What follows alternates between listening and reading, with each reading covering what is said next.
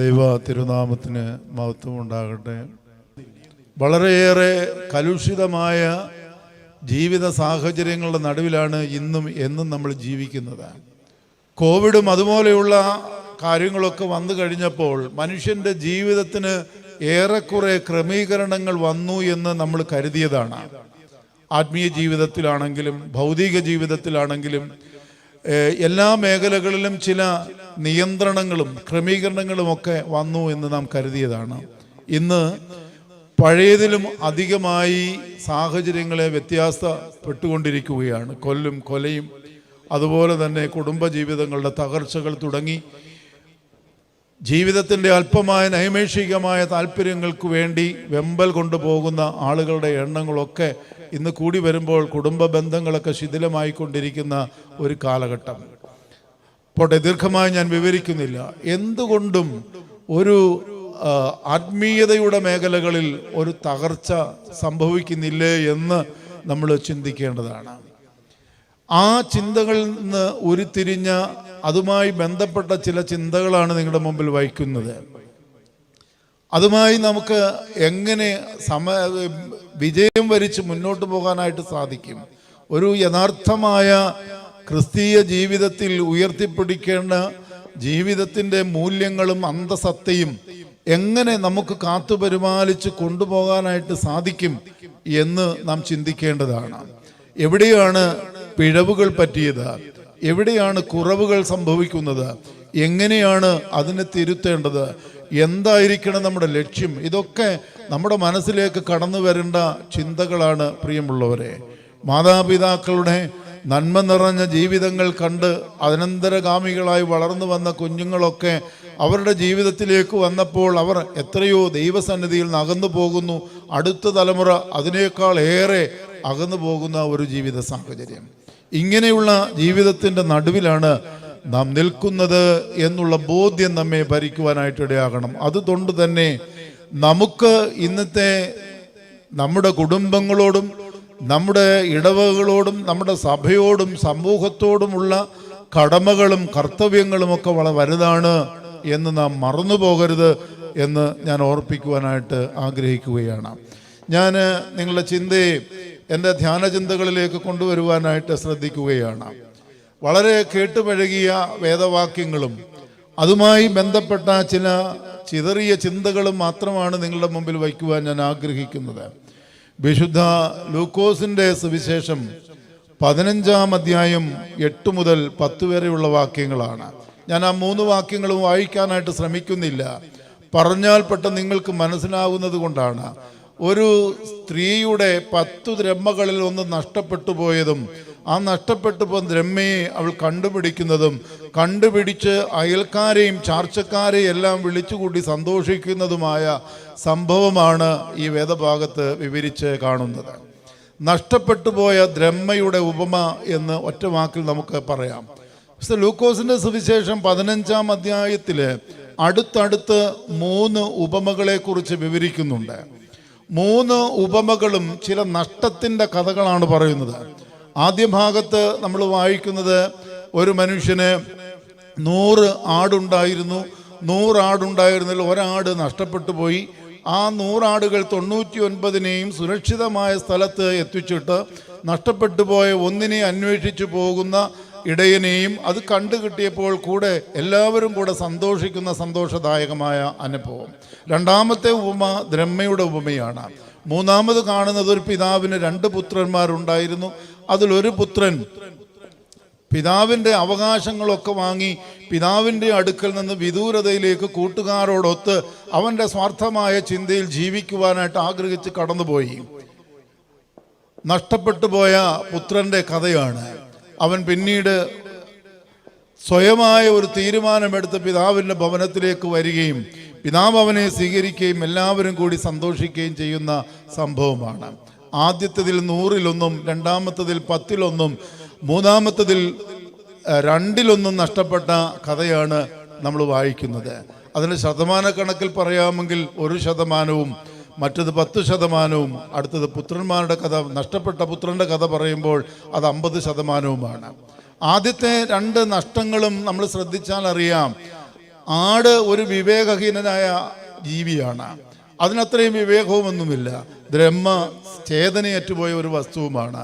എന്നാൽ വിവേകമുള്ളത് മനുഷ്യൻ മാത്രമാണ്. തിരിഞ്ഞു ചിന്തിക്കുവാനും ചെയ്യുന്ന പ്രവൃത്തികളെ ശോധന ചെയ്യുവാനൊക്കെ കഴിവുള്ളവനും സാധ്യതയുള്ളവനും മനുഷ്യൻ മാത്രമാണ്. അവൻ തെറ്റിപ്പോയിട്ട് അവൻ്റെ തിരിച്ചുവരവിന് വേണ്ടി കാത്തിരിക്കുന്ന ഒരു പിതാവ്, മറ്റത് രണ്ടും നഷ്ടപ്പെട്ടതിനെ അന്വേഷിച്ചത് പോകുന്ന അതിൻ്റെ ഉടമസ്ഥൻ. ഇതാണ് ആ ഉപമകളുടെ പ്രമേയം. അത് മുഴുവൻ വിവരിക്കുവാനല്ല ഞാൻ ശ്രമിക്കുന്നത്. ഞാൻ എൻ്റെ വിഷയത്തിലേക്ക് പ്രധാനമായിട്ട് വരികയാണ്. ഒരു സ്ത്രീക്ക് 10 ദ്രഹ്മയുണ്ടായിരുന്നു. എങ്ങനെയാണ് ആ ദ്രഹ്മ കിട്ടിയതെന്ന് അവിടെയെങ്ങും രേഖപ്പെടുത്തി നമ്മൾ വായിക്കുന്നില്ല. എങ്ങനെയായിരിക്കും ആ ദ്രഹ്മ കിട്ടിയതെന്ന് ചില ഊഹാഭോഗങ്ങളിലൂടെ നമുക്ക് കണ്ടെത്താനായിട്ട് സാധിക്കും.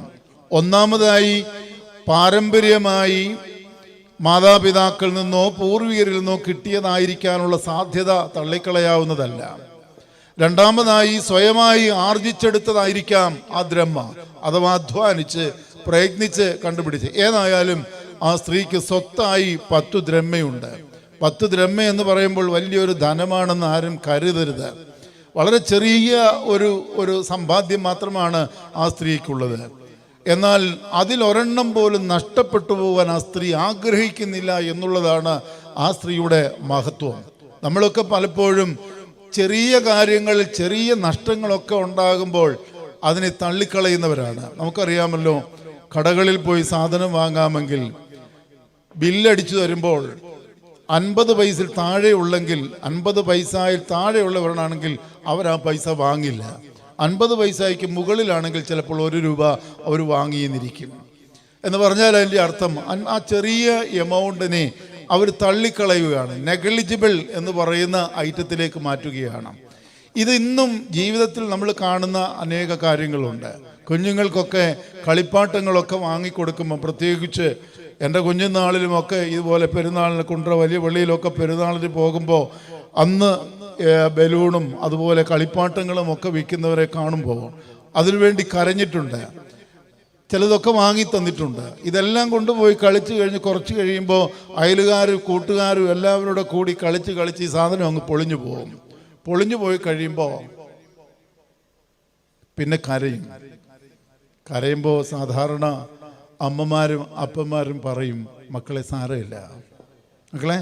സാരമില്ല, അടുത്ത വർഷത്തെ പെരുന്നാൾ നമുക്ക് ഇതിനേക്കാൾ നല്ലത് വാങ്ങാം. ഇതാണ് അറിയുന്നത്. എന്ന് പറഞ്ഞാൽ എൻ്റെ അർത്ഥം എന്തുവാ? അത് സാരമില്ല, വളരെ നിസ്സാരമാണ്. അതും നെഗ്ലിജിബിൾ എന്ന് പറയുന്ന ഐറ്റത്തിലോട്ടാണ് പോകുന്നത്. അനേക കാര്യങ്ങളും ഇന്ന് ജീവിതത്തിൽ നമ്മൾ ഈ തള്ളിക്കളയുന്ന, നിസാരവൽക്കരിച്ച് കളയുന്ന ജീവിത സാഹചര്യങ്ങൾ ഉണ്ട് എന്ന് നമ്മൾ തിരിച്ചറിയാനായിട്ടിടയാകണം.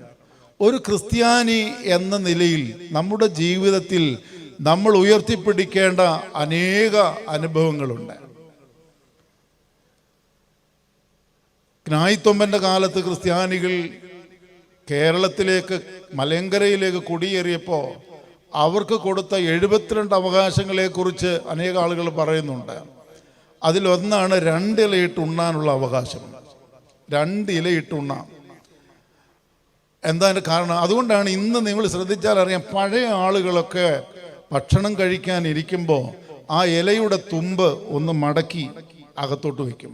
അതിൻ്റെ സ്മരണയെന്ന് പറയുന്നത് ഞങ്ങളുടെ അവകാശമാണ് എന്നുള്ള തോന്നലാണ്. അത് മാത്രമല്ല, തുമ്പ് വലിയ പ്രയോജനമുള്ളതല്ല. അടുത്തിരിക്കുന്ന ആളുടെ ഇലയിലോട്ട് ഓവർലാപ്പ് ചെയ്ത് കിടക്കണ്ട എന്ന് വിചാരിച്ചുകൂടെ മടക്കി വയ്ക്കുന്നതാണ്. പോട്ടെ, അതിൻ്റെ മറ്റൊരു വശം ഞാൻ ഓർമ്മിപ്പിച്ചു. നമുക്ക് ചില അവകാശങ്ങളും ചില ധർമ്മങ്ങളും ചില ഉത്തരവാദിത്തങ്ങളുമുണ്ട്. ചിലതൊക്കെ നാം ശ്രദ്ധിച്ചാൽ അറിയാം, അതിലേറെയും വളരെ നിസാരമായി കാണുന്ന ഒന്നായിട്ട് മാറിയിരിക്കുകയാണ് ഈ ലോകത്ത്. ഉയർത്തിപ്പിടിക്കേണ്ട ജീവിതത്തിൻ്റെ മൂല്യങ്ങൾ ഏറെയുണ്ട്. പക്ഷേ ആ മൂല്യങ്ങളൊക്കെ ഉയർത്തിപ്പിടിക്കുവാൻ നമുക്ക് സാധിക്കുന്നില്ല. നമ്മുടെ ജീവിതത്തിൽ പഴയ കാലങ്ങളിൽ വിവാഹ ബന്ധങ്ങളിൽ ഏർപ്പെടുമ്പോൾ കുടുംബങ്ങൾ നോക്കിപ്പോയി വിവാഹം ചെയ്യുന്നതിൻ്റെ അർത്ഥം എന്തായിരുന്നു എന്ന് ചോദിച്ചാൽ, ആ കുടുംബത്തിൽ ഉയർത്തിപ്പിടിച്ചിരിക്കുന്ന ജീവിത മൂല്യങ്ങളും ഔന്നത്യങ്ങളുമൊക്കെ ഉണ്ട്.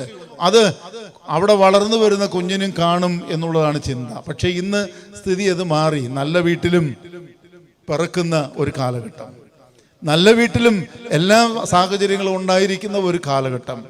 പ്രിയമുള്ളവരെ, ഞാൻ പറഞ്ഞു വന്നത്, ജീവിതത്തിൽ ആത്മീയ, ഭൗതിക, സാമൂഹ്യ മേഖലകളിൽ നമ്മൾ ഉയർത്തിപ്പിടിക്കേണ്ട ജീവിതത്തിന്റെ മൂല്യങ്ങൾ നാം നഷ്ടപ്പെടുത്തി കളയരുത്, നിസാരവൽക്കരിക്കാനായിട്ട് ഇടയാകരുത്. ഒരു കാലത്ത് പെരുന്നാളുകളൊക്കെ വളരെ ആത്മീയ സംവർദ്ധകമായിരുന്ന ഒരു കാലഘട്ടം. ഇന്ന് പെരുന്നാളുകളൊക്കെ കേവലം ആഘോഷങ്ങളായി മാത്രം പരിണമിച്ചില്ലേ?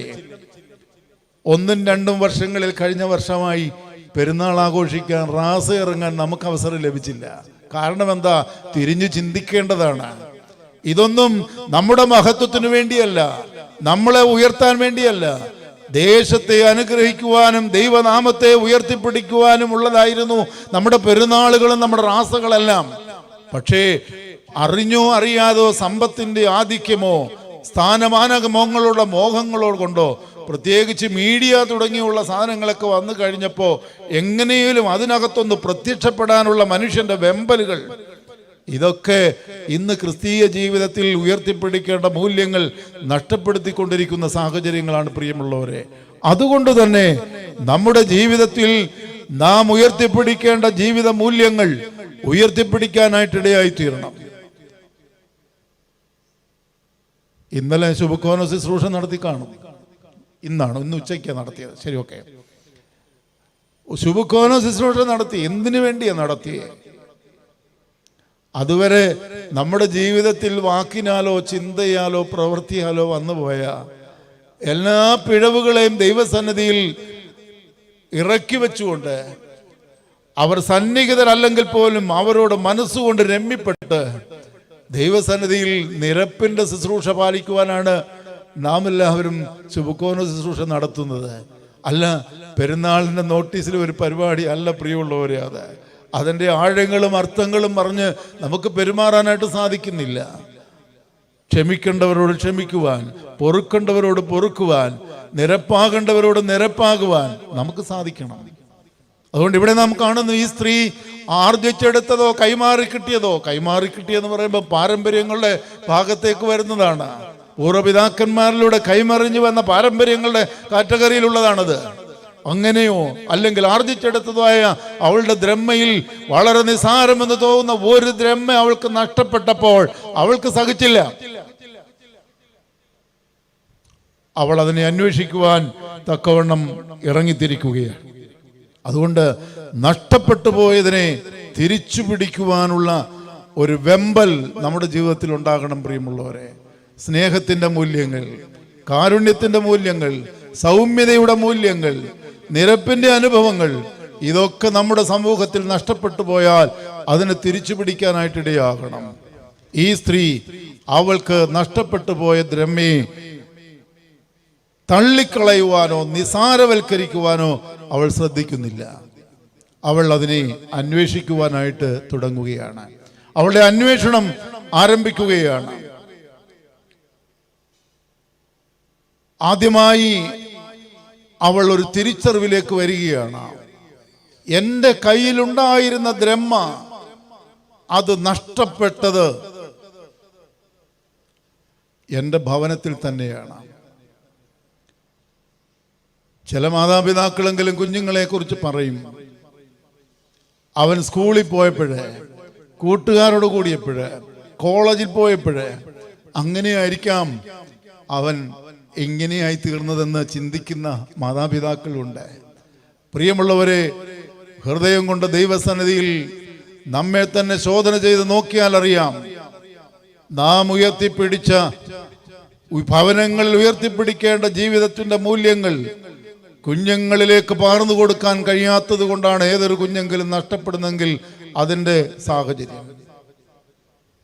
ഇന്നലെ ഒരാൾ എൻ്റെ അടുക്കൽ ഒരു പരാതിയുമായിട്ട് വന്നു. അച്ഛൻ ചോദിക്കാൻ വേണ്ടി അല്ല ഞാൻ പറയുന്നത്, അച്ഛൻ അറിഞ്ഞാൽ മതി. ഞാൻ പോസ്ട്രേറ്റ് ക്യാൻസറിന് ചികിത്സിക്കുന്ന ഒരു മനുഷ്യനാണ്. ലേക്ക് ഷോറിൽ ഏകദേശം 2 മാസക്കാലം ചികിത്സയായിട്ട് പോയി. തിരിച്ചു വന്നിട്ട് അധികം നാളായില്ല. എൻ്റെ വീട്ടിലെ 1000 ലിറ്റർ വെള്ളം കൊള്ളുന്ന 2 ടാങ്കുണ്ട്. വെള്ളം അടിച്ചിട്ടാൽ, ഭാര്യയും ഭർത്താവും മാത്രമേ ഉള്ളൂ, 2 പേരും പ്രായമുള്ളവരാ. വെള്ളം അടിച്ചിട്ടാൽ ആ വെള്ളം കാണുന്നില്ല, എങ്ങോട്ടാ പോകുന്നതെന്ന് അറിയാൻ വയ്യ. ഇവരിങ്ങനെ അന്വേഷിച്ച് കുറേ കാലം അങ്ങോട്ടത്തെ അന്വേഷണത്തിന് ശേഷം അവസാനം അവര് ഒരു പൈപ്പ് അവരുടെ പറമ്പിൽ നിന്ന് അടുത്ത പറമ്പിലോട്ട് പോകുന്നതായിട്ട് കണ്ടു. അത് മാന്തി നോക്കിയപ്പോൾ അടുത്ത വീട്ടിലേക്ക് ഈ പൈപ്പിൽ നിന്ന് കണക്ഷൻ കൊടുക്കുക, ഇച്ചിരി വെള്ളത്തിന്. അവരുടെ വീട്ടിൽ വെള്ളമില്ലാത്തത് കൊണ്ടല്ല, 2 പേരും പള്ളിയിൽ വളരെ സജീവമായി പ്രാർത്ഥനയ്ക്ക് കൂടുന്നവര്, ആരാധനകളിൽ സംബന്ധിക്കുന്നവര്, ആത്മീയ കാര്യങ്ങൾ തീഷ്ണതയോടെ നേതൃത്വം കൊടുക്കുന്നവരൊക്കെ തന്നെയാണ് അവരെ. പ്രിയമുള്ളവരെ, ഓർക്കണം, ജീവിതത്തിൽ വളരെ നിസ്സാരമായ ഒരു കാര്യത്തിന് വേണ്ടി പോലും ഏതു തരത്തിലുള്ള പ്രവൃത്തികളും നിർവഹിക്കുവാൻ മനസ്സില്ലാത്ത, മടിയില്ലാത്ത ഒരു ജീവിതത്തിലേക്ക് മനുഷ്യൻ മാറിക്കൊണ്ടിരിക്കുകയാണ്. എല്ലാറ്റിനെയും സാധൂകരിക്കുവാനും നീതീകരിക്കുവാനും നമുക്ക് കഴിഞ്ഞേക്കാം. എന്നാൽ നമ്മുടെ ജീവിതത്തിൽ മൂല്യങ്ങൾ നഷ്ടപ്പെട്ടത് എവിടെയാണ്? പഴയ കാലങ്ങളിലൊക്കെ വലിയ വീട്ടിലെ കുട്ടികളൊക്കെ വലിയ പെൻസിലും പേനയായിട്ടൊക്കെ വരുമ്പോൾ നോക്കി വെള്ളം ഇറക്കിയിട്ടുണ്ട്. അന്ന് പലപ്പോഴും പെൻസിലും പേനയൊക്കെ കൊണ്ടുപോകുന്നത് മുറിഞ്ഞത്, അന്നത്തെ ഭാഷയിൽ പറഞ്ഞ ആട്ടുംപുഴുക്കടത്തിലുള്ള സാധനം. ഒരെണ്ണം ആഗ്രഹിച്ച് അഥവാ അറിഞ്ഞോ അറിയാതെ വീട്ടിൽ കൊണ്ടുവന്നാൽ അടുത്ത ദിവസം ഈ സാധനം അവിടെ കൊണ്ടുവന്ന് ഏൽപ്പിച്ചിട്ട് തിരിച്ചു വന്നിട്ട് വീട്ടിൽ കയറാൻ പറ്റുള്ളൂ. നമ്മളാണ് എന്നെ പറയും, ഇനിമേലി ആവർത്തിക്കരുത്, ഇപ്പൊ ചെയ്തത് പോകട്ടെ, ഇനിമേൽ ആവർത്തിക്കരുത്. ഇതാണ് സാധാരണ മാതാപിതാക്കൾ പറയുക. പ്രിയമുള്ളവരെ, പഴയ മാതാപിതാക്കളുടെ കണിശത്വം, അന്യന്റെ യാതൊന്നും മോഹിക്കരുതെന്ന് പറയുന്ന തത്വം അവർ ജീവിതത്തിൽ പ്രാവർത്തിയമാക്കിയത് അങ്ങനെയാ. കുഞ്ഞുങ്ങളിലേക്ക് പകർന്നു കൊടുത്ത അനേക തത്വങ്ങൾ നിങ്ങൾ കേട്ടിട്ടുണ്ടാകും. ഒരു തമാശയാണ്, ഒരു കോമഡിയിൽ ഞാൻ കണ്ടതാണ്. എന്താ കോമഡി?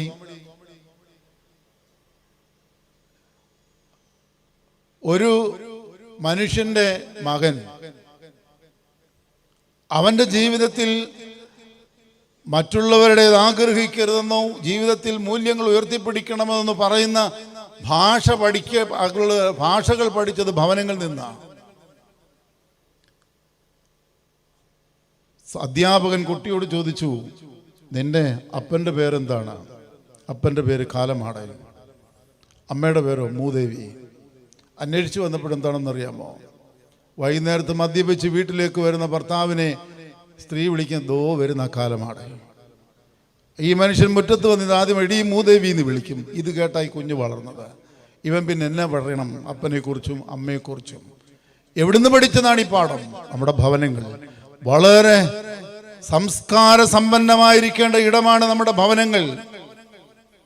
നമ്മുടെ വർത്തമാനങ്ങൾ, രഹസ്യത്തിലാണെങ്കിലും പരസ്യത്തിലാണെങ്കിലും, നമ്മുടെ പ്രവർത്തികൾ, നമ്മുടെ ഇടപാടുകൾ, ഇതൊക്കെ നാം ശ്രദ്ധിക്കപ്പെടേണ്ടതാണ്. നഷ്ടപ്പെടുന്നത് ഭവനത്തിലാണ്. ഏറെയും നഷ്ടങ്ങൾ സംഭവിച്ചത് ഭവനത്തിലാണ്.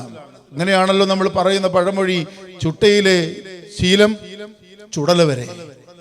കുഞ്ഞുനാളിൽ പഠിക്കുന്ന ശീലങ്ങൾ, മാതാപിതാക്കളിൽ നിന്ന് പഠിക്കുന്ന ശീലങ്ങൾ, കുടുംബങ്ങളിൽ നിന്ന് പഠിക്കുന്ന ശീലങ്ങൾ അവരുടെ ജീവിതത്തിൽ അവർ എന്നും നിലനിർത്തി കൊണ്ടുപോകും. വേദപുസ്തകത്തിൽ ഒരു വാക്യമുണ്ട്, യെഹെസ്കേൽ പ്രവചന പുസ്തകത്തിൽ, യഥാമാതാ തഥാപുത്രി. യഥാമാതാ തഥാപുത്രി. അമ്മ എങ്ങനെ ഇരിക്കുമോ അങ്ങനെ ഇരിക്കും മകളും. അമ്മ എങ്ങനെ ഇരിക്കുമോ അങ്ങനെ ഇരിക്കും മകളും. അതുകൊണ്ടാണ് പഴയ കാലങ്ങളിൽ അമ്മയെ നോക്കി പെൺകുട്ടികളെ വിവാഹത്തിന് നിശ്ചയിക്കുകയും എടുക്കുകയും ചെയ്തിരുന്നത്. പോട്ടെ, യഥാർത്ഥത്തിൽ എവിടെയാണ് നമ്മുടെ ജീവിതത്തിലെ നഷ്ടങ്ങൾ വരുന്നതെന്ന് ശോധന ചെയ്താൽ സ്വയമായി ജീവിതത്തിൽ ഒരു തിരിച്ചറിവ് വേണം. പ്രിയമുള്ളവരെ, നഷ്ടപ്പെട്ടു പോയത് ഏറെയും എൻ്റെ ഭവനത്തിലാണ്. എൻ്റെ മക്കൾക്ക് കൊടുക്കേണ്ട സ്നേഹം, അവർക്ക് കൊടുക്കേണ്ട കരുതൽ, അവരെ ചേർത്ത് നിർത്തേണ്ട നിമിഷങ്ങൾ, അവരെ ജീവിതത്തിൽ പഠിപ്പിക്കേണ്ട നല്ല പാഠങ്ങൾ, അവരെ പഠിപ്പിക്കേണ്ട പ്രാർത്ഥനകൾ, അവരെ പഠിപ്പിക്കേണ്ട വേദവാക്യങ്ങൾ. ഞാൻ എൻ്റെ ഇടവകയിൽ പോയിട്ട് അധികം നാളായില്ല. അവിടെ ചെന്ന് അനേക വീടുകളിൽ കുട്ടികളോടൊക്കെ ചോദിച്ചു, കാണാതെ അറിയാവുന്ന വേദവാക്യം പറയാനായിട്ട്. അധിക പങ്ക് കുട്ടികൾക്കും അറിയില്ല. പണ്ട് കാലങ്ങളിൽ വല്യപ്പനും വല്യമ്മയും ഒക്കെ ഭവനങ്ങളിലുള്ളപ്പോൾ സങ്കീർത്തനങ്ങൾ കാണാതെ പറഞ്ഞ് പഠിപ്പിക്കും. 1-ാം സങ്കീർത്തനം, 23-ാം സങ്കീർത്തനം, ഇങ്ങനെ തുടങ്ങി ചെറിയ ചെറിയ സങ്കീർത്തനങ്ങൾ വാക്കുകൊണ്ട് ഉച്ചരിക്കുവാൻ പ്രാപ്തമാകുന്നതിന് മുമ്പേ ഈ സങ്കീർത്തനങ്ങളെല്ലാം പഠിക്കും. അങ്ങനെ പഠിച്ചു വന്ന പാരമ്പര്യങ്ങളൊക്കെ മാറി. ഇന്ന് ഞാൻ ആത്മാർത്ഥമായി ചോദിക്കട്ടെ, കൗമ പൂർണ്ണമായി ചൊവ്വേ നമസ്കരിക്കാൻ പറ്റുന്ന എത്ര പേരുണ്ട്? അനേക ഭവനങ്ങളിലെ പ്രാർത്ഥനകളെ ഒന്ന് വിശകലനം ചെയ്ത് നോക്കുക. വല്ല വിധേനയും കൗമ ഒന്ന് ചൊല്ലിക്കഴിഞ്ഞാൽ പിന്നെ ഒരു വായ് പ്രാർത്ഥനയാണ്. ഞാനും വായ് പ്രാർത്ഥനയെ ഇഷ്ടപ്പെടുന്നയാളാണ്, പ്രാർത്ഥിക്കുകയും ചെയ്യണം. പ്രാർത്ഥിക്കേണ്ടത് ഞാൻ പറഞ്ഞില്ല. എന്നാൽ നമ്മുടെ പിതാക്കന്മാർ പ്രാർത്ഥനാ ജീവിതത്തിലൂടെ മനനം ചെയ്ത് രൂപീകരിക്കപ്പെട്ട നോമ്പിൻ്റെ നമസ്കാരങ്ങളാണെങ്കിലും സാധാരണ നമസ്കാരങ്ങളാണെങ്കിലും ഒക്കെയുണ്ട്. കുടുംബാരാധനയ്ക്ക് വേണ്ടി ചെറുതായി തയ്യാറാക്കപ്പെട്ടുള്ള പുസ്തകങ്ങൾ വരെയുണ്ട്. നമ്മുടെ കുഞ്ഞുങ്ങൾക്ക് എത്ര പേർക്കറിയാം?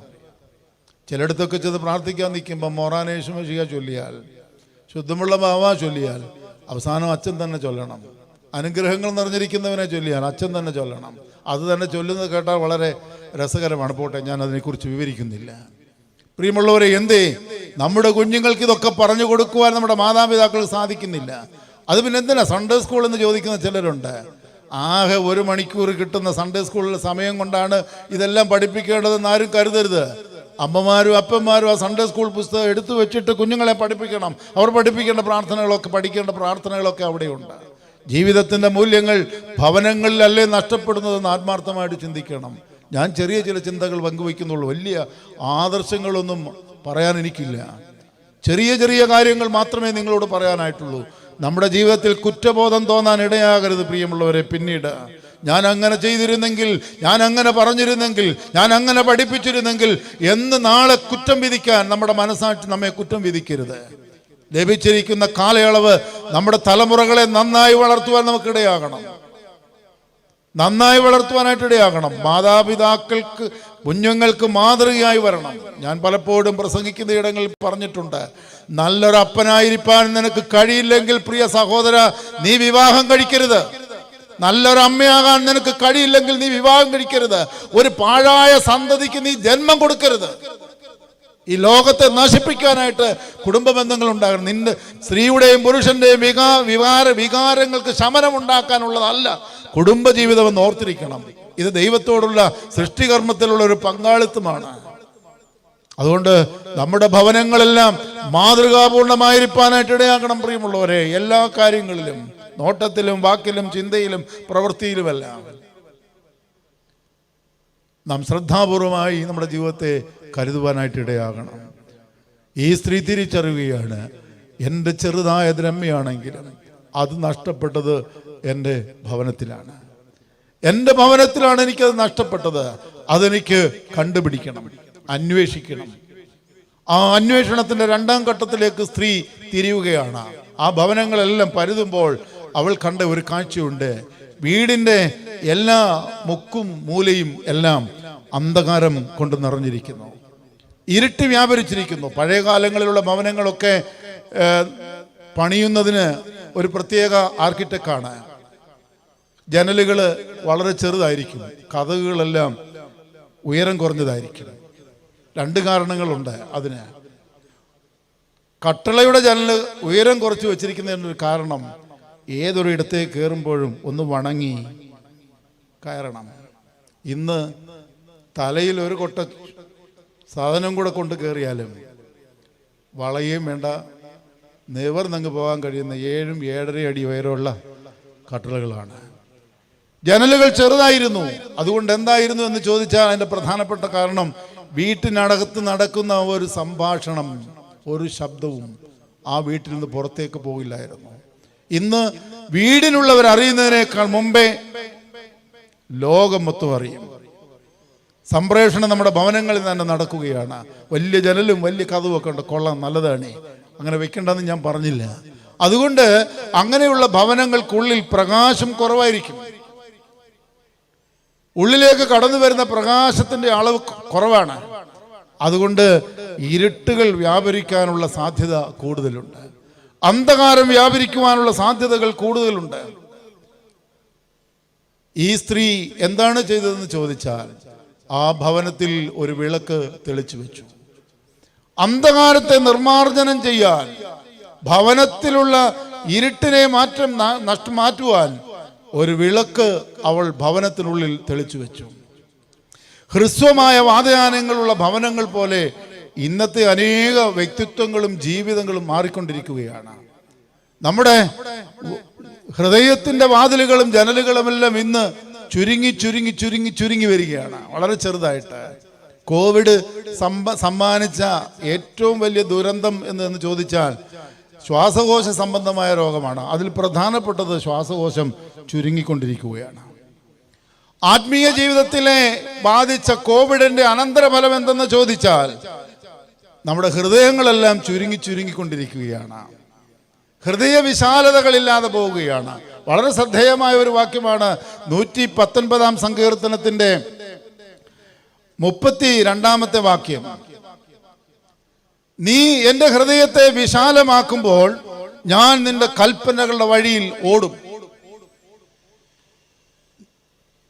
ഞാൻ എൻ്റെ ഹൃദയത്തെ വിശാലമാക്കുമ്പോൾ നിന്റെ കൽപ്പനകളുടെ വഴിയിൽ ഓടും. അവന്റെ കൽപ്പനകളെ പ്രമാണിച്ച് ജീവിക്കുവാൻ കഴിയാത്തതിന്റെ കാരണം അവന്റെ ഹൃദയത്തിന്റെ ഹ്രസ്വതകളാണ്, ഞെരുക്കങ്ങളാണ്, അതിൻ്റെ പരിമിതികളാണ്.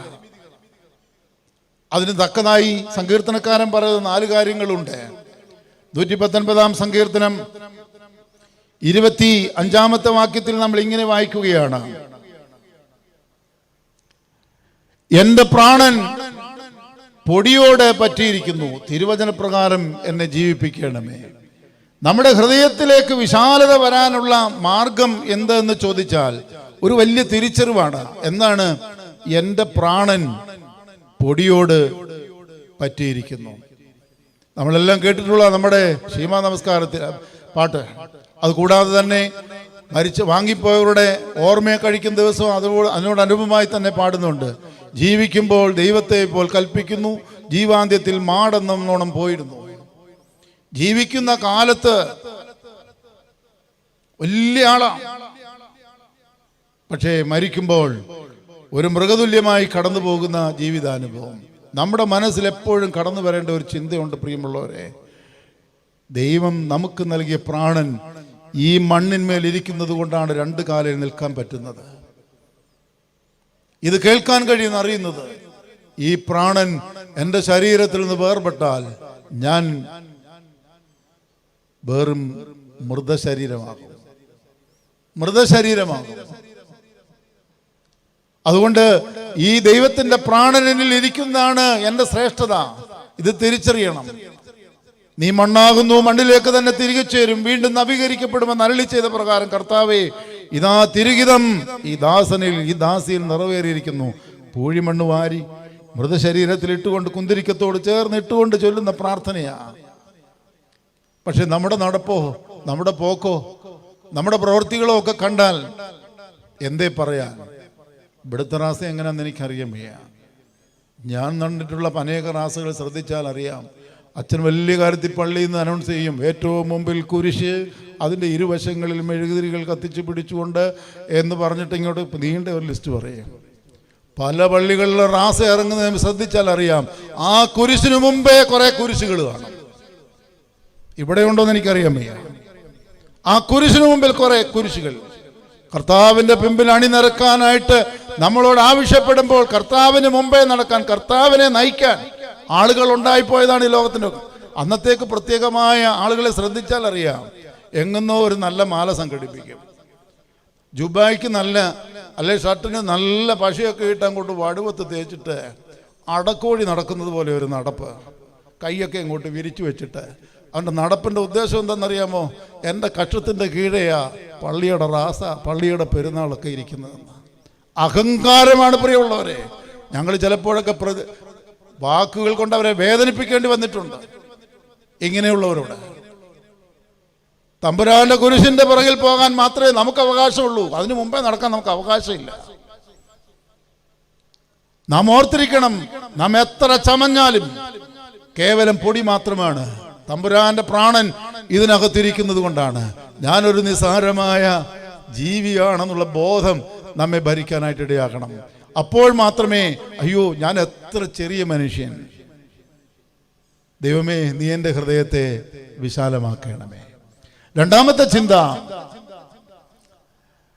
27-ാമത്തെ വാക്യത്തിൽ, ഞാൻ നിന്റെ അത്ഭുതങ്ങളെ ധ്യാനിക്കും, അപ്പോൾ എൻ്റെ ഹൃദയത്തിന്റെ വിശാലത ഉണ്ടാകും. ഞാൻ നിന്റെ അത്ഭുതങ്ങളെ ധ്യാനിക്കും. എന്തോ അത്ഭുതം? ഇപ്പോഴത്തെ മർത്തമറിയ സമാജത്തിന്റെ പരീക്ഷ എഴുതിയപ്പോൾ യോഹന്നാൻ ശ്ലീഹായുടെ യോഹന്നാൻ സുവിശേഷത്തിൽ എഴുതിയിരിക്കുന്ന അടയാളങ്ങളെക്കുറിച്ച് പഠിപ്പിക്കാനായി എഴുതാനായിട്ട് പറഞ്ഞപ്പോൾ എല്ലാവരും നല്ല പങ്കെടുത്തു. ഞാനിപ്പോൾ സമാജത്തിൻ്റെ 10 പേപ്പർ നോക്കിക്കൊണ്ടിരിക്കുക. എല്ലാവരും എഴുതിയിട്ടുണ്ട്. മറ്റു സുവിശേഷങ്ങളിൽ അത്ഭുതങ്ങൾ എന്നാണ് പറയുന്നത്, യോഹന്നാൻ ശ്ലീഹ മാത്രമേ അടയാളങ്ങൾ എന്ന് പറയുന്നുള്ളൂ. ഒക്കെ കൊള്ളാം, നല്ല കാര്യം. നമ്മളെല്ലാം പഠിച്ചിട്ടുണ്ട് അടയാളങ്ങളും അത്ഭുതങ്ങളും എല്ലാം എന്താണെന്ന്. പ്രിയമുള്ളവരെ, എന്നോട് ചോദിച്ചാൽ ഞാൻ പറയും, ഏറ്റവും വലിയ അത്ഭുതം എന്താ എന്ന് ചോദിച്ചാൽ എനിക്ക് ഒറ്റ വാക്കേ പറയാനുള്ളൂ. ഞാൻ ഇന്ന് ഈ സമയത്ത് ഈ ദേവാലയത്തിന്റെ അങ്കണത്തിൽ നിങ്ങളുടെ മുമ്പിൽ വചനവുമായി നിൽക്കുവാൻ എനിക്ക് തന്നതാണ് എൻ്റെ ജീവിതത്തിലെ ഏറ്റവും വലിയ അത്ഭുതം. കഴിഞ്ഞ നിമിഷങ്ങളിൽ ഈ ലോകത്തുനിന്ന് കടന്നു പോകാവുന്ന നിമിഷങ്ങളുണ്ടായിരുന്നു. ഇത് കഴിഞ്ഞ് വീട്ടിലെത്തുമെന്നുള്ളതിന് യാതൊരു ഉറപ്പുമില്ല. പിന്നെ ഞാൻ ഇന്ന് നിവർന്നു നിന്ന് ദൈവവചനത്തെ സാക്ഷിക്കുവാൻ എനിക്ക് ലഭിക്കുന്ന എൻ്റെ ജീവിതത്തിലെ ഏറ്റവും വലിയ അത്ഭുതമാണ്. നമ്മൾ വിചാരിക്കും നമ്മുടെ രോഗം മാറുന്നത്, നമ്മുടെ വീട് പുതുക്കി പണിയാൻ പറ്റുന്നത്, നല്ലൊരു കാറ് വാങ്ങാൻ പറ്റുന്നത്, നല്ല വിവാഹം കഴിക്കാൻ പറ്റുന്നത്, നല്ല കുഞ്ഞുങ്ങളുണ്ടാകുന്നത്, ഇതൊക്കെയാണ് അത്ഭുതമെന്ന് വിചാരിക്കും. പക്ഷെ അല്ല പ്രിയമുള്ളവരെ, നാം നമ്മിലേക്ക് തന്നെ ശ്രദ്ധിച്ച് നോക്കിയാൽ അറിയാം, നമ്മുടെ ജീവിതത്തിൽ ദൈവം അത്ഭുതങ്ങളെ നിർവഹിച്ചുകൊണ്ടാണ് നമ്മൾ നിൽക്കുന്നത്. നമ്മൾ പാടുമല്ലോ, നിന്നതല്ല ഞാൻ ദൈവം നമ്മെ നിർത്തിയതാം, നേടിയതെല്ലാം ദൈവമെല്ലാം തന്നതല്ലേ. നാം സ്വയമായി നിന്നതല്ല, നാം സ്വയമായി നേടിയതുമല്ല, നാം നിന്നതും നേടിയതുമെല്ലാം ദൈവത്തിന്റെ അനന്തമായ കൃപയുടെ വ്യാപാരമാണത്. എൻ്റെ ജീവിതത്തിൽ വലിയൊരു അത്ഭുതമാണ്. ഏറ്റവും വലിയ അത്ഭുതം, തമ്പുരാൻ എൻ്റെ ജീവിതത്തിൽ എനിക്ക് ആവശ്യമുള്ളതൊക്കെയും തക്ക സമയത്ത് നൽകിക്കൊണ്ടിരിക്കുന്നു. ഞാനുള്ളിലേക്ക് പിടിച്ചത് പുറത്തേക്ക് വിടാൻ കഴിഞ്ഞില്ലെങ്കിൽ, പുറത്തേക്ക് വിട്ടതിന് പകരം അകത്തേക്ക് പിടിക്കാനും കഴിഞ്ഞില്ലെങ്കിൽ, ഞാൻ കേവലം ഒരു മൃതശരീരമായി മാറും. തമ്പുരാൻ എന്നെ നിർത്തിയിരിക്കുന്നു. ഇതാണ് എൻ്റെ ജീവിതത്തിലെ അത്ഭുതം. തിരിച്ചറിയാനായിട്ട് ഇടയാകണം പ്രിയമുള്ളവരെ. മാത്രമാണോ, നമ്മയെല്ലാം ദൈവം സൃഷ്ടിച്ചത് എങ്ങനെയാണെന്ന് അറിയാമോ? വല്ലപ്പോഴും കണ്ണാടിയുടെ പുറത്ത് മുമ്പിൽ പോയി നിന്നിട്ട് നമ്മുടെ കൈ ഒന്ന് വിരിച്ച് നിർത്തണം. കണ്ണാടിക്ക് ഒത്തിരി പ്രത്യേകതയുണ്ട്. പഴയ കാലങ്ങളിലൊന്നും കണ്ണാടി ഇല്ലായിരുന്നു. എല്ലാവരും ഒന്ന് തൂത്ത് തുടച്ച് വൃത്തിയാക്കിയൊക്കെ പോകുന്നതാണ്. പിന്നീട് വന്നപ്പോൾ മുഖം മാത്രം നോക്കാൻ ചെറിയ കണ്ണാടിയായിരുന്നു, മുഖം മാത്രമേ നോക്കത്തുള്ളായിരുന്നു. പിന്നെ ഇങ്ങോട്ട് വളർന്ന് വന്നിട്ട് ഈ ശരീരഭാഗം മൊത്തം കാണാൻ പറ്റുന്നതുണ്ട്. ഇപ്പം കാല് വരെ കാണാവുന്നതായിട്ടുണ്ട്. അതുകൊണ്ട് എവിടെയൊക്കെ എന്തൊക്കെ അണിയിക്കണമെന്ന് മനുഷ്യൻ അറിയാൻ പറ്റാത്ത ഒരു കാലഘട്ടമാണ്. മുഖം കണ്ണാടി വലുതാകുന്നതിനനുസരിച്ച് മനുഷ്യൻ അണിയിക്കാനായിട്ട് വെമ്പൽ കൊള്ളുകയാണ്. നമ്മുടെ ജീവിതത്തിൽ പ്രിയമുള്ളവരെ, കണ്ണാടിയുടെ മുമ്പിൽ ചെന്ന് നിന്ന് കൈയൊന്ന് വിരിച്ചാൽ ഒരു കുരിശാണ്. അപ്പോൾ അവിടെ നിന്ന് ആരാണ്ട് ശ്രദ്ധിക്കുന്നുണ്ട്, അച്ഛാ ശരിയാ അച്ഛൻ പറഞ്ഞത്, കാരണം അല്ലേലും അങ്ങാര് ഭയങ്കര കുരിശാണ്. അങ്ങനെയല്ല ഞാൻ പറഞ്ഞത്, നമ്മളൊരു കുരിശാണ് പ്രിയമുള്ളവരെ. ഈ കുരിശിന്റെ അർത്ഥം എന്താണ് നമ്മൾ തിരിച്ചറിയണം. പരിശുദ്ധനായ പൗലോസ് ശ്ലീഹ എഫേസ്യ ലേഖനം 3-ാം അധ്യായത്തിൽ കുരിശിനെ കുറിച്ച് വ്യാഖ്യാനിക്കുവാൻ, ദൈവബന്ധത്തെക്കുറിച്ച് വ്യാഖ്യാനിക്കാൻ ഉപയോഗിക്കുന്നുണ്ട്. ക്രിസ്തു കേന്ദ്രീകൃതമായ ഒരു ജീവിതവും ക്രിസ്തുവിന്റെ സ്നേഹത്തിന്റെ ഉയരവും ആഴവും നീളവും വീതിയും എന്തെന്ന് സകല വിശുദ്ധന്മാരോടുകൂടെ ഗ്രഹിക്കേണ്ടതിനും എനിക്ക് വരം നൽകണമെന്ന് പ്രാർത്ഥിക്കുന്നു. ഇതാണ് കുരിശ്. ഉയരം, ആഴം, നീളം, വീതി, ക്രിസ്തു കേന്ദ്രീകൃതമായ ഒരു ജീവിതം, അതിന്റെ ഒത്ത സെന്റർ. എന്നെയും നിങ്ങളെയും ദൈവം സൃഷ്ടിച്ചിരിക്കുന്നതാ. അങ്ങനെയാ നാം ഒരു കുരിശിന്റെ രൂപത്തിലാണ് ദൈവം സൃഷ്ടിച്ചാക്കിയിരിക്കുന്നത്. അതുകൊണ്ട് നമുക്ക് വലിയൊരു ഉത്തരവാദിത്വമുണ്ട് എന്നുള്ള ബോധം നമ്മെ ഭരിക്കണം പ്രിയമുള്ളവരെ. നാം ഒരു അത്ഭുത വസ്തുവാണ് ദൈവത്തിന്റെ സന്നിധിയിൽ. അല്ലേ, സങ്കീർത്തനക്കാരനും അങ്ങനെ തന്നെയല്ലേ പറയുന്നത്, ദൈവത്തെക്കാൾ അല്പം മാത്രം താഴ്ത്തി തേജസ്സും ബഹുമാനവും അണിയിച്ചിരിക്കുന്നു എന്ന്. മറ്റൊരു ഭാഗത്ത് വായിക്കുന്നു, മാലാഖമാരെക്കാളും ഉപരിയായ സ്ഥാനം നൽകിയെന്ന്. ഒരത്ഭുതമാണ് നാം. ഈ ഒരു തിരിച്ചറിവിലേക്ക് നമുക്ക് വരാനായിട്ട് സാധിച്ചാൽ നമ്മുടെ ഹൃദയം വിശാലമാകും. മൂന്നാമതായി 29-ാമത്തെ വാക്യം, ഭോഷ്കിന്റെ വഴി എന്നോട് അകറ്റണമേ. ഭോഷ്കിന്റെ മാർഗങ്ങൾ എന്നിൽ നിന്ന് അകറ്റണം. തെറ്റായ ചിന്തകളും ആഗ്രഹങ്ങളും ആശയങ്ങളും ഒക്കെ നമ്മുടെ ജീവിതത്തിൽ നിന്ന് അകറ്റിക്കളയാൻ, ദുഷ്ടചിന്തകൾ നമ്മിൽ നിന്ന് നീങ്ങിപ്പോകണം. പൈശാചികമായ ചിന്തകൾക്ക് നമ്മുടെ സ്ഥാനങ്ങൾ ഇല്ലാതെയാകണം. അങ്ങനെയാണെങ്കിൽ നമുക്ക് ഈ നമ്മുടെ ഹൃദയം വിശാലമാക്കാനായിട്ട് സാധിക്കും. ഇന്ന് നമസ്കാരത്തിന് വായിച്ച വിശുദ്ധ എവൻഗേലിയൻ ഭാഗം നിങ്ങൾ ശ്രദ്ധിച്ചാൽ അറിയാം, യേശു തമ്പുരാനെ പരീക്ഷിക്കാനായിട്ട് പിശാച് മരുഭൂമിയിലേക്ക് വരുന്ന ചിത്രമാണ്. 3 പരീക്ഷണങ്ങളെ അതിജീവിക്കുന്നു: ലോകം, ജഡം, പിശാച്. ഇന്നും നമ്മൾ അതിജീവിക്കേണ്ട ശക്തി എന്തെന്ന് ചോദിച്ചാൽ ലോകം, ജഡം, പിശാച്. പിശാചിന്റെ 3 മാർഗങ്ങൾ നമ്മുടെ മുമ്പിൽ ഇന്നുമുണ്ട്. ഞാൻ അതിനെക്കുറിച്ച് വിവരിക്കാനായിട്ട് ശ്രമിക്കുന്നില്ല. നമ്മുടെ ഉള്ളിൽ ഭോഷത്വങ്ങൾ നിറഞ്ഞിരിക്കരുത്, ദോഷം നിറഞ്ഞിരിക്കരുത്. നിരപ്പിന്റെ ശുശ്രൂഷയുടെ എവൻഗേലിയന് വായിച്ചു കേട്ടത് എന്താണ്? ഒരു യജമാനൻ തന്നോട് കടപ്പെട്ട ഒരുവനെ വിളിച്ചു വരുത്തി കടം തീർക്കാനായിട്ട് ആവശ്യപ്പെട്ടു. അവൻ കരഞ്ഞു നിലവിളിച്ച് യജമാനോട് പറഞ്ഞു, യജമാനനെ, എനിക്ക് അല്പം കൂടെ സമയം തരണം, എനിക്ക് അല്പം കൂടെ സമയം തരണം. അപ്പോ യജമാനനോട് മനസ്സലിവ് തോന്നി. അവന്റെ കടം ഇളച്ചു കൊടുക്കുകയും കാലാവധി കൂട്ടി കൊടുക്കുകയും ചെയ്തു. അവൻ കാലാവധി കൂട്ടി ചോദിച്ചതാണ്, കളവും കൂടെ ഇളച്ചു കൊടുത്തു. അങ്ങനെ അവൻ അവിടെ നിന്ന് സന്തോഷത്തോടെ പുറത്തേക്ക് ഇറങ്ങിപ്പോകുമ്പോ അവനോട് കടപ്പെട്ട ഒരുത്തനെ വഴിയിൽ വെച്ച് കണ്ടിട്ട് അവനോട് പറഞ്ഞു, അവന്റെ കൊങ്ങയ്ക്ക് പിടിച്ചു ഞെക്കി എന്ന വേദപുസ്തകത്തിൽ എഴുതി വെച്ചിരിക്കുന്നത്. തൊണ്ടയ്ക്ക് പിടിച്ചു ഞെക്കി, എൻ്റെ കട ഇപ്പൊ വിടണം. അവൻ പറഞ്ഞു, എനിക്കൊരവധിത തരത്തില്ല. അവനെ ബന്ധിച്ച് കാരാഗൃഹത്തിൽ അടച്ചു. ഇത് രാജാവിന്റെ പരിചാരകന്മാർ അറിഞ്ഞിട്ട് രാജാവിനോട് പറഞ്ഞപ്പോൾ, യജമാനനോട് പറഞ്ഞപ്പോൾ, യജമാൻ അവനെ വിളിച്ചിട്ട്, എനിക്ക് നിന്നോട് മനസ്സലിവ് തോന്നിയതുപോലെ നിനക്ക് അവനോട് മനസ്സലിവ് തോന്നാമായിരുന്നല്ലോ. അതുകൊണ്ട് അവനെയും കൊടുത്തു തീർക്കുവോളം കാരാഗൃഹത്തിൽ അടച്ചു. പ്രിയമുള്ളവരെ, നമുക്ക് ഏറെ കടങ്ങൾ ഇളച്ചു കിട്ടിയത് കൊണ്ടാണ് നാം ഇന്ന് ഭൂമിയിലായിരിക്കുന്നത്. ദൈവം നമ്മുടെ ചെയ്തികൾക്കും പ്രവൃത്തികൾക്കും അനുസരണമായി നമ്മളോട് പ്രതിപകരം ചെയ്തിരുന്നെങ്കിൽ പ്രിയമുള്ളവരെ, നാം ആരും ഈ ഭൂമിയിൽ നിൽക്കില്ലായിരുന്നു, നിലനിൽക്കാനായിട്ട് കഴിയില്ലായിരുന്നു. പിന്നെയോ ദൈവം നമ്മെ സ്നേഹിച്ചതുകൊണ്ട്, ദൈവത്തിൻ്റെ കരുണ കൊണ്ടാണ്. നമ്മുടെ വീട്ടിലെ സാധാരണമായ ഒരു ഉദാഹരണം ഞാൻ പറയാം. നമ്മുടെ അമ്മയപ്പന്മാരൊക്കെ കുഞ്ഞുങ്ങൾ ചെറുതായിട്ടുള്ള ഒരു കാര്യം ചെയ്താൽ, തെറ്റ് ചെയ്താൽ അവരെ വടികൊണ്ട് അടിക്കുന്നവരാണ്, ശിക്ഷിക്കുന്നവരാണ്. അമ്മമാരൊക്കെ ആണെങ്കിൽ കൈ കിട്ടുന്നത് കൊണ്ട് ചെയ്യും, ശിക്ഷിക്കുന്നവരാണ്. മക്കളെ ശിക്ഷിക്കാൻ അധികാരമുണ്ട്, അവകാശമുണ്ട്. പക്ഷെ ശിക്ഷിക്കുന്നതിന് മുമ്പ്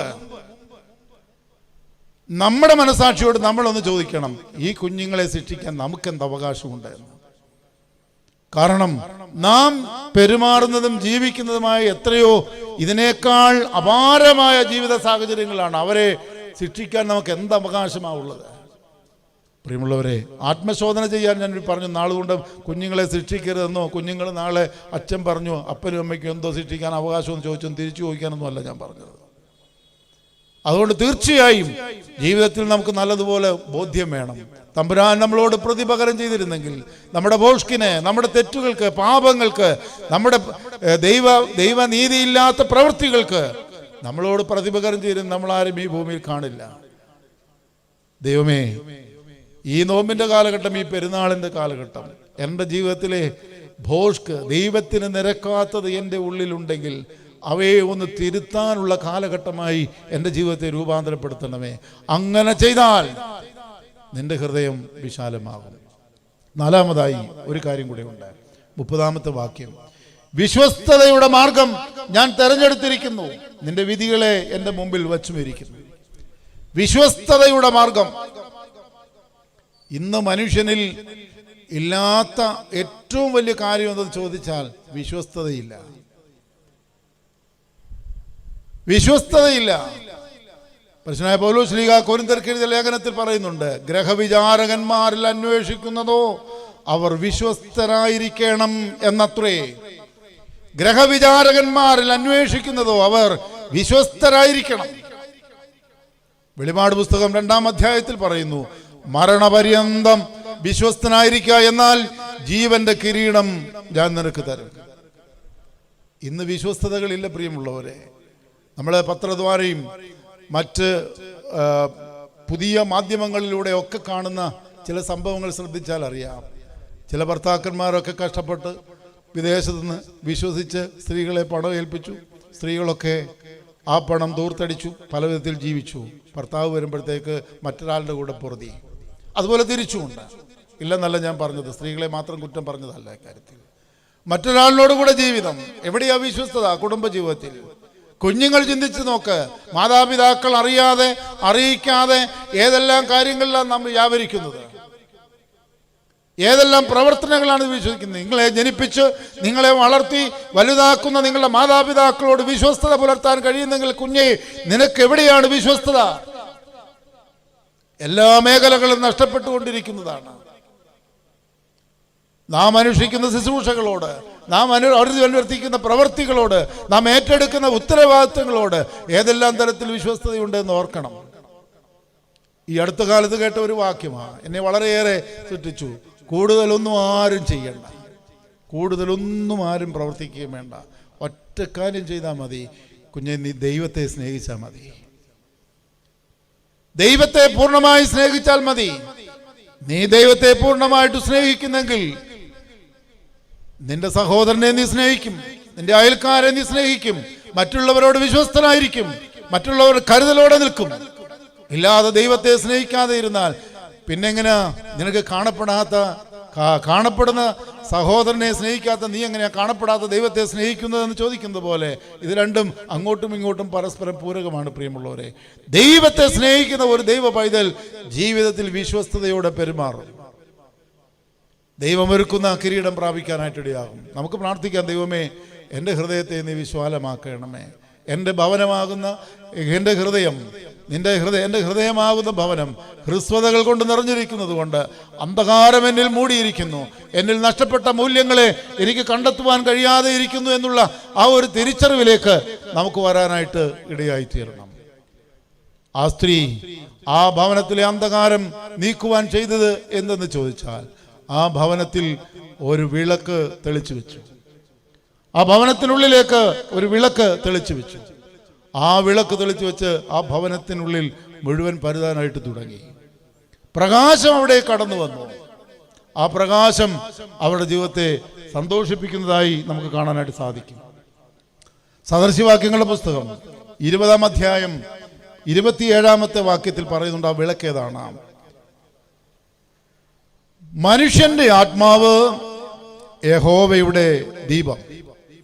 മനുഷ്യന്റെ ആത്മാവ് യഹോവയുടെ ദീപം.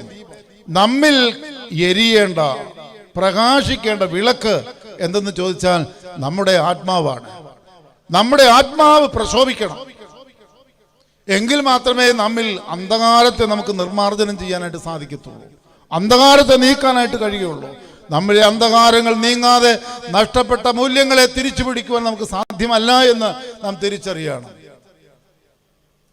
വെളിച്ചങ്ങൾ വീശുന്നു, അന്ധകാരം മാറുന്നു, ദൈവത്തിൻ്റെ ആത്മാവുള്ളിലാകുമ്പോൾ. വെളിച്ചങ്ങൾ വീശുന്നു, ദൈവത്തിൻ്റെ ദൈവത്തിൻ്റെ ആത്മാവ് നമ്മുടെ ഉള്ളിലേക്ക് വന്നു കഴിയുമ്പോൾ നമ്മുടെ ഉള്ളിൽ നിന്ന് അന്ധകാരങ്ങളെല്ലാം മാറിപ്പോകും, ഇരുട്ട് മാറിപ്പോകും. അന്ധകാരത്തിന്റെ പ്രവൃത്തികളെ നീ വെച്ച് കളക. അന്ധകാരത്തിന്റെ പ്രവൃത്തി റോമാലേഖനം 13-ാം അധ്യായത്തിൽ നിന്നാണ്. അന്ധകാരത്തിന്റെ പ്രവൃത്തികളെ നീ വെച്ച് കളക. മദ്യപാനം, മയക്കുമരുന്ന്, വെറുക്കൂത്ത്, ശയനമോഹങ്ങൾ ഇങ്ങനെയുള്ളവയിലല്ല. ഇതാണ് അന്ധകാരത്തിന്റെ പ്രവൃത്തികൾ. വെളിച്ചം നമ്മിലേക്ക് വരട്ടെ. നമ്മുടെ ജീവിതത്തിൽ പ്രകാശമാനമായി തീരുമ്പോൾ നമ്മുടെ അന്ധകാരത്തിന്റെ പ്രവൃത്തികളെ എല്ലാം നമുക്ക് നീക്കിക്കളയാനായിട്ട് സാധിക്കും. ഇന്ന് നമ്മുടെ ജീവിതത്തിൽ ആ പ്രകാശം ജ്വലിക്കുവാനായിട്ടിടയാകണം. യേശുദമ്പുരാൻ പറഞ്ഞു, ഞാൻ വന്നത് നിങ്ങൾക്ക് ജീവൻ ഉണ്ടാകുവാനും സമൃദ്ധിയായി ഉണ്ടാകുവാനും അത്രേ. ജീവൻ ഇല്ലാത്തവർക്ക് ജീവൻ കൊടുക്കാൻ, പ്രകാശം നഷ്ടപ്പെട്ടു പോയവർക്ക് പ്രകാശം കൊടുക്കാൻ, അല്പമുള്ളവർക്ക് അത് കൂടുതൽ പ്രകാശമാനമാക്കുവാനാണ് യേശുദമ്പുരാൻ വന്നത്. നമ്മിലേക്ക് വരട്ടെ, ദൈവത്തിൻ്റെ വെളിച്ചം നമ്മിലേക്ക് കടന്നു വരട്ടെ, നമ്മുടെ അന്ധകാരപരമായ അനുഭവങ്ങളൊക്കെ മാറട്ടെ. ഈ സ്ത്രീ വിളക്ക് തെളിച്ച് വെച്ച് കഴിഞ്ഞപ്പോഴാണ് ഒരു കാര്യം മനസ്സിലായത്. എൻ്റെ വീടിനുള്ളിൽ മുഴുവൻ പൊടിപടലങ്ങളും മാറലകളും നിറഞ്ഞിരിക്കുന്നു. എൻ്റെ ഭവനത്തിനുള്ളിൽ മുഴുവൻ പൊടിപടലങ്ങൾ കൊണ്ട് നിറഞ്ഞിരിക്കുന്നു, മാറലകൾ നിറഞ്ഞിരിക്കുന്നു. ആ സ്ത്രീ അതിൻ്റെ അടുത്ത പടിയിലേക്ക് കടക്കുകയാണ്. അവൾ ആ ഭവനം തൂത്തുവാരി വൃത്തിയാക്കി. ആ ഭവനം മുഴുവൻ തൂത്തുവാരി വൃത്തിയാക്കി. ജീവിതത്തിലെ പറ്റിയിരിക്കുന്ന കറപുരണ്ട അനുഭവങ്ങളെ, മാറലകളെ, പൊടിപടലങ്ങളെ നീക്കാൻ ഈ പരിശുദ്ധ നോമ്പ് നമ്മെ സഹായിക്കണം. പ്രിയമുള്ളവരെ, സകലതും തൂത്ത് വൃത്തിയാക്കേണ്ട ഒരു കാലഘട്ടം. നമ്മുടെ ഹൃദയത്തിലുള്ള എല്ലാ അനുഭവങ്ങളെയും തൂത്ത് വൃത്തിയാക്കേണ്ട ഒരനുഭവം. ഞായറാഴ്ച വായിച്ചു കേട്ട വിശുദ്ധ ഏവൻഗേലിയോയിൽ നമ്മൾ കേട്ടു. അവിടെ യഹൂദന്മാരുടെ ശുദ്ധീകരണത്തിന് ഉപയോഗിക്കുന്ന 6 കൽപാത്രങ്ങൾ ഉണ്ടായിരുന്നു എന്ന്. 6 കൽപാത്രങ്ങൾ ഉണ്ടായിരുന്നു. ആ കൽപാത്രങ്ങളെല്ലാം ശൂന്യവൽക്കരിക്കപ്പെട്ട കൽപാത്രങ്ങളായിരുന്നു. ആ കൽപാത്രങ്ങളുള്ളത് മുഴുവൻ വിളമ്പിക്കഴിഞ്ഞു. അതിനകത്ത് പിന്നെ ഒന്നുമില്ല. അതിനകത്തേക്കാണ് തമ്പുരാൻ വെള്ളം നിറച്ചതും അതിനെ മേത്തരമായി വീഞ്ഞാക്കിയത്. നിറവും മണവും ഗുണവും ഒക്കെ ഉള്ള വീഞ്ഞായി. അതിൻ്റെ കാരണം എന്താ? ശൂന്യവൽക്കരിക്കപ്പെട്ടു. ഈ നോമ്പിന്റെ ആരംഭത്തിൽ അത് വായിക്കുമ്പോൾ നമ്മുടെ മനസ്സിൽ വരേണ്ട ചിന്ത, തമ്പുരാനെ, ഞാൻ ശൂന്യവൽക്കരിക്കപ്പെടാതെ ഞാനെന്ന ഭാവങ്ങളും അഹങ്കാരങ്ങളും ധാർഷ്ട്യങ്ങളും ശത്രുതകളും ഭിന്നതകളും തുടങ്ങി എന്ന് വേണ്ട സ്നേഹമില്ലാത്ത പെരുമാറ്റങ്ങൾ തുടങ്ങി സകലതും നമ്മുടെ ജീവിതത്തിൽ നിന്ന് ശൂന്യവൽക്കരിക്കപ്പെടാതെ, നിർമാർജനം ചെയ്യപ്പെടാതെ നമ്മുടെ ജീവിതത്തിൽ ഒന്നും സംഭവിക്കാൻ പോകുന്നില്ല. 2022 പെരുന്നാൾ കഴിഞ്ഞു, കഷ്ടാനുഭവാഴ്ചയും കഴിയും. അത് കഴിഞ്ഞിട്ട് 2023 ജീവനോടെ ഇരിപ്പുണ്ടെങ്കിൽ ആ പെരുന്നാളിലും വരും, ആ കഷ്ടാനുഭവാഴ്ചയിലും സംഭവിക്കും. എത്ര ആയുസ് ജീവിക്കുന്നോ അതുപോലെ അങ്ങ് പോകും. ഒരു മാറ്റവും വരത്തില്ല. നമ്മുടെ എല്ലാം വിചാരം എന്തെന്നറിയാമോ? എൻ്റെ കുഴപ്പമല്ല, അവരുടെ കുഴപ്പമാണ്. ശരിയാകാനുള്ളത് മൊത്തം മറ്റുള്ളവരാണ്. ഞാനിതെല്ലാം റെഡിയാണ്. പ്രിയമുള്ളവരെ, ഞാൻ വാക്കുകളെ ദീർഘിപ്പിക്കുവാനായിട്ട് ശ്രമിക്കുന്നില്ല. ആ സ്ത്രീ ആ വീട് മുഴുവൻ അടിച്ചു വാരി വൃത്തിയാക്കി. അതിനകത്തുള്ള പൊടിപടലങ്ങളെല്ലാം അവൾ നിർമാർജനം ചെയ്തു. അങ്ങനെ അവളുടെ രമ അവൾ കണ്ടെത്തി. പക്ഷെ ഒരു കുഴപ്പം പറ്റി അവിടെ. നമുക്കറിയാമല്ലോ, നന്നായിട്ട് വൃത്തിയാക്കണമെങ്കിൽ അതിനകത്തുള്ളതെല്ലാം മാറ്റി നോക്കിയെങ്കിലേ നന്നായിട്ട് തൂത്തുവരായിട്ട് കഴിയുള്ളൂ. ആ സ്ത്രീ ആ ഭവനം മുഴുവൻ, അവളിലുണ്ടായിരുന്ന ഫർണിച്ചറുകൾ, സാധന സാമഗ്രികളെല്ലാം ഒരു വശത്തോട്ട് അടുക്കി ഒതുക്കി വെച്ച് എല്ലാം തൂത്ത് വൃത്തിയാക്കി. അപ്പോൾ അവിടെ ഉണ്ടായിരുന്ന എല്ലാ വസ്തുക്കൾക്കും സ്ഥാനചലനം സംഭവിച്ചു. മിസ്പ്ലേസ്മെന്റ് ഉണ്ടായി. വൃത്തിയാക്കുമ്പോൾ ചില മിസ്പ്ലേസ്മെന്റ് ഉണ്ടാകും, ചില വ്യതിയാനങ്ങൾ, ചില മാറ്റങ്ങൾ ഉണ്ടാകും. വ്യതിയാനങ്ങളും മാറ്റങ്ങളും നാം വിധേയമാകുമെങ്കിൽ മാത്രമേ നന്നായി വൃത്തിയാക്കാനായിട്ട് സാധിക്കത്തുള്ളൂ. സക്കായിയെ മരത്തിൽ നിന്ന് വിളിച്ചിറക്കി. സക്കായിയോട് പറഞ്ഞു, ഇന്ന് എനിക്ക് നിന്റെ വീട്ടിൽ പാർക്കണം. പറ്റുമോ? അവൻ പറഞ്ഞു, പോരെ, കുഴപ്പമൊന്നുമില്ലെന്ന്. അതിനു മുമ്പ് അവനൊരു സത്യ കുംഭസാരം അങ്ങ് നടത്തി. തമ്പുരാൻ്റെക്ക് ഞാൻ ചതിവായിട്ട് വാങ്ങിച്ചതുള്ളൊക്കെ തിരിച്ചു കൊടുത്തേക്കാം, എല്ലാം 2 ഇരട്ടി തിരിച്ചു കൊടുത്തേക്കാമെന്ന് പറഞ്ഞ് അവൻ തമ്പുരാൻ്റെ സന്നിധിയിൽ വിട്ടു.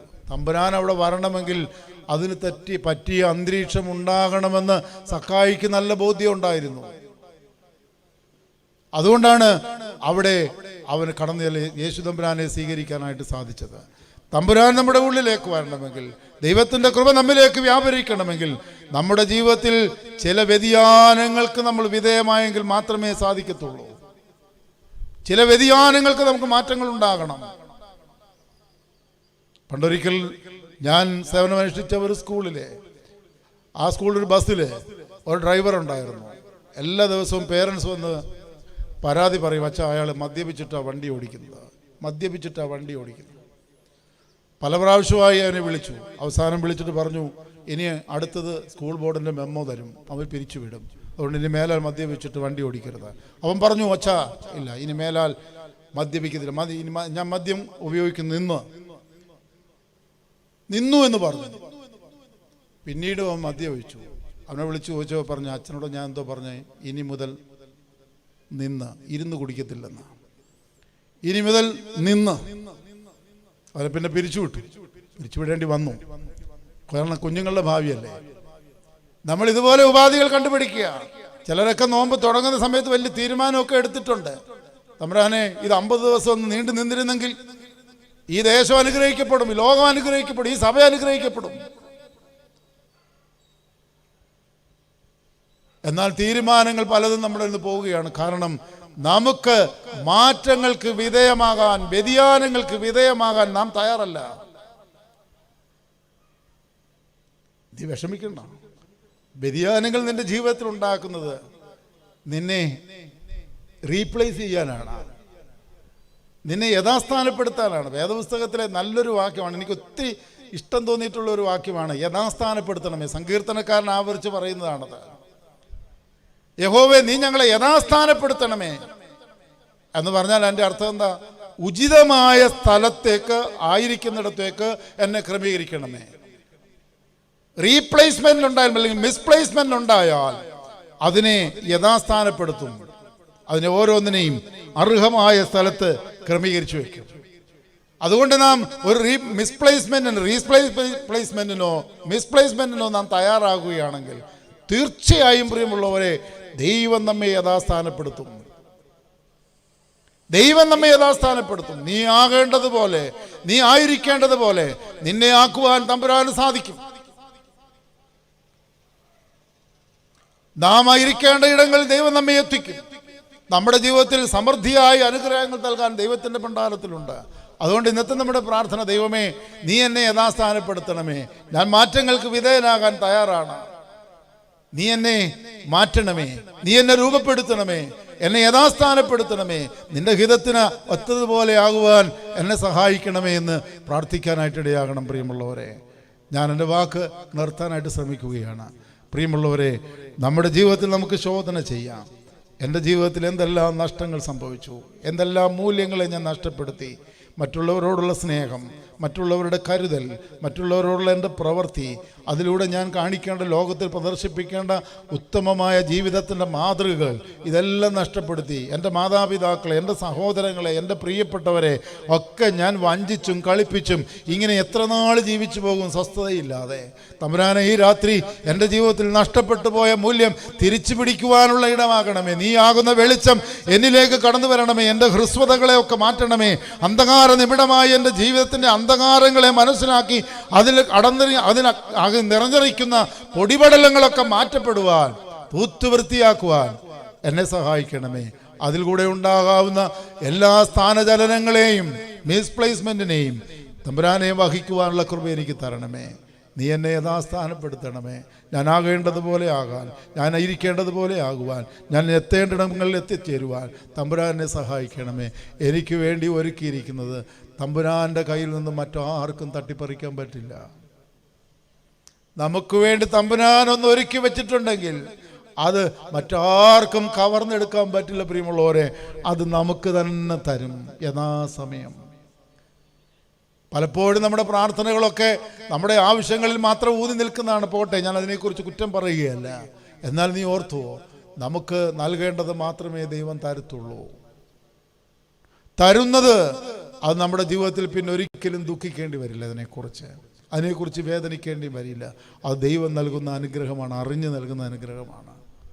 ദൈവസന്നിധിയിൽ നിർബന്ധമായി ഒന്നും പിടിച്ചു വാങ്ങണമെന്നുമില്ല. പ്രിയമുള്ളവരെ, നമ്മുടെ ജീവിതത്തിൽ നാം ജീവിക്കേണ്ട ദൈവം എങ്ങനെ ആഗ്രഹിക്കുന്നു അതിനനുസരണമായ ഒരു ജീവിതം നയിക്കാൻ നമ്മൾ ഒരുങ്ങിയാൽ മതി. ദൈവം നമ്മുടെ ജീവിതത്തിൽ ഇങ്ങനെ മാർഗങ്ങൾ തുറന്നു തരും. ദൈവം നമ്മെ യഥാസ്ഥാനത്താക്കും, നമ്മെ ദൈവം അനുഗ്രഹിക്കും, ദൈവകൃപയിൽ നമ്മെ നിറയ്ക്കും. യാതൊരു സംശയമില്ല. എല്ലാവർക്കും ദൈവത്തിൻ്റെ പക്കൽ ദൈവത്തിൻ്റെ പദ്ധതി പ്രകാരമുള്ള കൃപ ഒരുങ്ങിയിരിപ്പുണ്ട്. എല്ലാവർക്കും ഇരിപ്പുണ്ട്. പക്ഷെ അത് പ്രാപിപ്പാനുള്ള അർഹത മാത്രം നാം നേടിയാൽ മതി. തമ്പുരാൻ്റെ സന്നിധിയിൽ നമ്മെ തന്നെ വിനയപ്പെടുത്താം. തമ്പുരാനെ, ഞങ്ങളിലുള്ള കുറവുകൾ, ഞങ്ങളിലുള്ള ബലഹീനതകൾ, ഞങ്ങൾ ഉയർത്തിപ്പിടിക്കേണ്ട ജീവിത മൂല്യങ്ങൾ, ക്രിസ്തീയ മൂല്യങ്ങൾ, ആത്മീയ മൂല്യങ്ങൾ, സാമൂഹ്യ മൂല്യങ്ങൾ, ഇതൊക്കെ ഞങ്ങളുടെ ജീവിതത്തിൽ നഷ്ടപ്പെട്ടു പോയെങ്കിൽ എൻ്റെ സ്വാർത്ഥതയോ, എൻ്റെ അഹങ്കാരമോ, എൻ്റെ ധാർഷ്ട്യമോ, എൻ്റെ കോപമോ, എൻ്റെ വിദ്വേഷമോ, എൻ്റെ പകയോ, എന്നിലുള്ള പിണക്കമോ, ഇങ്ങനെ ലോകപരമായ മറ്റാഗ്രഹങ്ങളോ താല്പര്യങ്ങളോ ഒക്കെയാണെങ്കിൽ കർത്താവേ, ഈ രാത്രി എൻ്റെ ജീവിതത്തിൽ നഷ്ടപ്പെട്ടതിൻ്റെ ഭവനത്തിനുള്ളിൽ തന്നെ എൻ്റെ ജീവിതത്തിൽ തന്നെയാണെന്ന് മനസ്സിലാക്കി, മറ്റാരുമല്ല എൻ്റെ കുറ്റക്കാരെന്ന് മനസ്സിലാക്കി, സ്വയമായി തിരിച്ചറിഞ്ഞുകൊണ്ട് നീ ആകുന്ന വെളിച്ചം എന്നിലേക്ക് കൂട്ടിക്കൊണ്ടുവന്ന് എൻ്റെ ഭവനത്തിലുള്ള അന്ധകാരങ്ങളെയെല്ലാം നിർമ്മാർജ്ജനം ചെയ്ത് സകല പൊടിപടലങ്ങളെയും നീക്കം ചെയ്ത് നീ എന്നെ യഥാസ്ഥാനപ്പെടുത്തി എന്നെ അനുഗ്രഹിക്കണമേ എന്ന് പ്രാർത്ഥിക്കാം. ദൈവമേ, എല്ലാ പ്രിയപ്പെട്ടവരെയും അനുഗ്രഹിക്കണമേ. ഈ പെരുന്നാൾ നമ്മെ യഥാസ്ഥാനപ്പെടുത്തുന്ന പെരുന്നാളാക്കണമേ. ഈ നോമ്പ് നമ്മെ യഥാസ്ഥാനപ്പെടുത്തുന്ന നോമ്പാക്കി തീർക്കണമേ. ഞങ്ങളുടെ അനുഷ്ഠാനങ്ങൾ, ഞങ്ങളുടെ ആചരണങ്ങളെല്ലാം അതിന് ഞങ്ങളെ സഹായിക്കണമേ. നമുക്ക് പ്രാർത്ഥിക്കാം. ദൈവകൃപ കൊണ്ട് ദൈവം നമ്മെ നിറയ്ക്കട്ടെ, അനുഗ്രഹിക്കട്ടെ. ദൈവാത്മാവിൽ നിറഞ്ഞ് ജീവിതത്തിൻ്റെ അന്ത്യം വരെയും ജീവിപ്പാൻ നമുക്ക് ആവശ്യമായിരിക്കും ദൈവിക നൽവരങ്ങളും കൃപകളും ദൈവം നൽകട്ടെ എന്ന് പ്രത്യേകമായിട്ട് പ്രാർത്ഥിച്ചുകൊണ്ട് ഞാൻ എൻ്റെ വാക്കുകളെ ചുരുക്കുന്നു. ഈ പരിശുദ്ധമായ ആലയത്തിൽ വരാനും ഈ പെരുന്നാളിലെ ശുശ്രൂഷകളിൽ സംബന്ധിപ്പാനും അല്പസമയം വചനധ്യാനവുമായി നിങ്ങളുടെ മുമ്പിൽ നിൽക്കാനും ഒക്കെ ദൈവം നൽകിയ അവസരത്തെ ഓർത്ത് ദൈവത്തെ നന്ദിയോടെ സ്തോത്രം ചെയ്യുന്നു. ശ്രദ്ധാപൂർവമായും പ്രാർത്ഥനാപൂർവമായും ഇത് ശ്രവിച്ചുകൊണ്ടിരുന്ന അടുത്തും അകലെയുമുള്ള എല്ലാ പ്രിയപ്പെട്ടവരെയും ദൈവം അനുഗ്രഹിക്കട്ടെ എന്ന് പ്രാർത്ഥിക്കുന്നു. ദൈവകൃപ കൊണ്ട് നമ്മെ എല്ലാവരെയും നിറയ്ക്കട്ടെ. ദൈവം എല്ലാവരെയും വാഴ്ത്തി അനുഗ്രഹിക്കട്ടെ.